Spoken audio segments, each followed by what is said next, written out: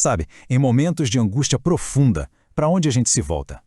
Nessa análise, nós vamos mergulhar num estudo devocional que encontra uma resposta muito poderosa, em um único versículo. Salmo 18, versículo 6. Vamos juntos desvendar como esse texto tão antigo pode ser uma verdadeira ferramenta para as nossas crises de hoje. Tá aqui.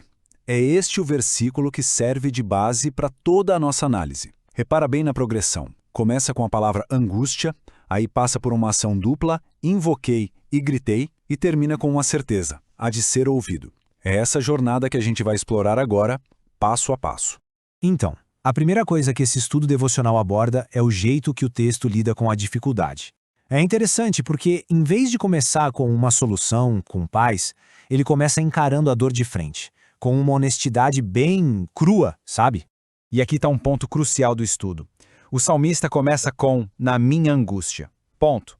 Não tem nenhuma tentativa de romantizar a dor, de deixar ela mais bonita. Pelo contrário, ela é nomeada, ela é encarada.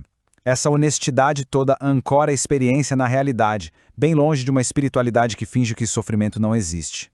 Ok, partindo dessa realidade dolorosa, o estudo começa a analisar a natureza da oração. E a conclusão é muito clara. Nesse contexto, orar não é um ato passivo, um desejo vago. É uma resposta ativa, quase que um instinto a um perigo real e imediato. Pensa bem, em momentos de crise, quando a pressão é concreta e o perigo está ali, na sua frente, a oração se torna um ato de sobrevivência. É a reação fundamental de alguém que simplesmente se recusa a ser silenciado ou esmagado pelas circunstâncias. E a escolha das palavras aqui, nossa, é fundamental. O estudo se aprofunda no verbo invoquei. O que significa isso? Significa chamar, apelar. Não é um pensamento perdido, não. É uma ação intencional, que usa a voz, sugere uma linguagem de urgência, a voz de alguém que tomou a decisão de não ficar em silêncio. Certo. Então, a pessoa em angústia clama. Mas, e aí? Para onde vai esse clamor? O estudo mostra que essa oração tem uma trajetória. E a grande afirmação aqui é que esse grito não se perde por aí, no vazio. Ele tem um destino certo.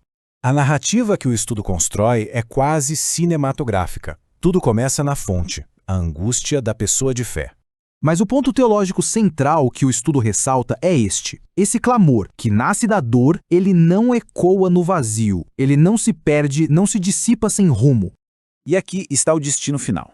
Segundo o estudo, a oração alcança o que a gente poderia descrever como o centro de comando do universo. É uma metáfora muito poderosa que indica que o clamor chega a um lugar de autoridade, de governo, de poder para agir. O texto diz que Deus ouviu do seu templo. O estudo explica que, no contexto bíblico, essa imagem aponta para o centro da autoridade da presença de Deus. Ou seja, não é só um lugar físico, mas o epicentro do governo de tudo. Com base em tudo isso, o estudo redefine a natureza da oração. Já não é sobre uma transação, mas sim sobre uma relação. Vamos ver a distinção bem clara que ele faz. O estudo faz uma distinção que é fundamental. A oração não é uma técnica mágica, nem uma fórmula que se repete, muito menos uma performance religiosa. Em vez disso, ela é um vínculo, uma aliança, uma conexão. É a convicção de que o Deus da Bíblia não é indiferente ao sofrimento humano. Isso tudo nos leva à conclusão poderosa desse estudo. Se a oração é esse vínculo com o centro de comando do universo, então ela se torna muito mais do que um simples pedido. Ela se torna um verdadeiro ato de resistência. E aqui a gente chega no ponto-chave. Orar é um ato de resistência. É afirmar ativamente que a situação atual de dor, de angústia, não tem o poder de definir a realidade final. Mas resistir ao que exatamente? Bom, é resistir à ideia de que a angústia, a dor ou o inimigo é que vão ter a última palavra. O ato de orar, segundo o estudo, é uma declaração de que a palavra final pertence ao Senhor que ouve. E o estudo termina com uma nota de sabedoria pastoral muito preciosa. Ele reconhece que o livramento nem sempre é imediato, não no relógio da nossa ansiedade. No entanto, a oração o afirma como uma certeza real lá no horizonte da fé. E assim, a análise deste estudo devocional nos deixa com uma pergunta que meio que resume toda a sua mensagem de esperança. A pergunta é: e se a dor não tiver a palavra final?